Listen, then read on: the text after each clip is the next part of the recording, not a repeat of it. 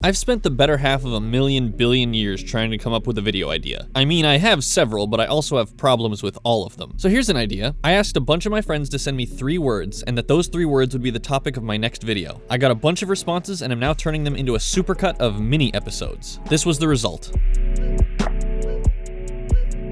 Social deception is a common theme among some of my favorite games. Secret Hitler, Avalon, and my favorite, One Night Ultimate Werewolf. These games are generally all about how much information their mechanics force players to share about their identities. I'm especially fond of the ones with multiple roles other than just good guys and bad guys. The more roles you have, the more information you'll get as players, but it also inherently means you'll have more misinformation as well. Essentially, this means that while the total magnitude of known variables stays the same, there's significantly more to discuss in any given round of the game, which leads to some affable screaming in practice.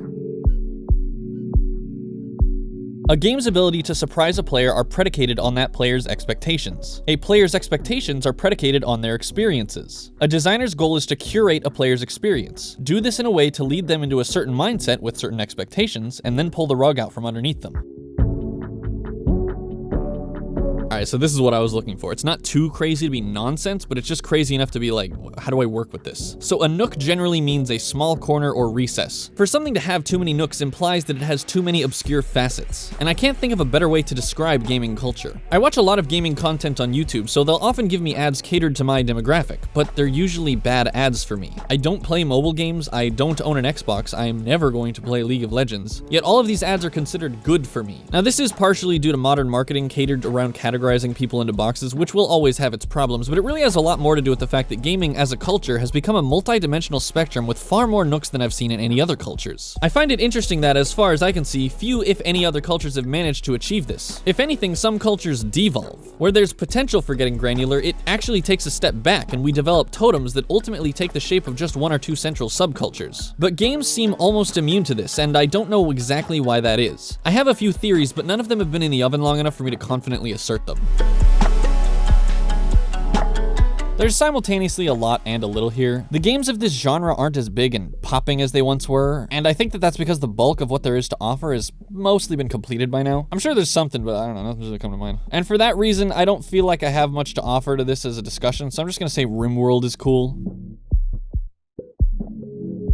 Limitations of any kind are interesting. You most often think of them as being negative in that they stopped game developers from implementing their ideas in olden times because computers couldn't handle it. But limitations can be used to our advantage as they force creators to come up with creative ways to circumvent common problems. For example, if you want to make a movie and you just don't have any good lighting or equipment, you can make a found footage horror film. In a sense, that is a technical limitation. We also see these self-imposed in game jams in 3 ways. First, a theme is restricting to developers. Second, a time limit is restricting to developers. And lastly, the fact that the devs are more often than not indie developers means that they only have so much resources to work with. All 3 of these limitations force the developer into a unique space that allows them to practice their work, and that can often result in something truly unique.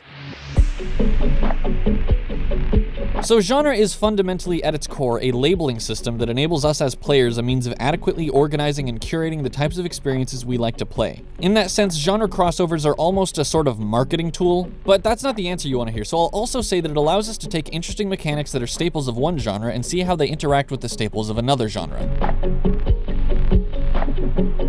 I feel like a lot of people are quick to jump to games whose beauty is derived from their features that emulate other forms of art, as I discuss in one of my spicier videos, but honestly, I think the most beautiful game out there is Tetris. It consists of a very small set of rules, yet manages to be a robust system in spite of, or perhaps because of, those rules' brevity. More on Tetris in this video from Ronnie Edwards on the Game Theory channel.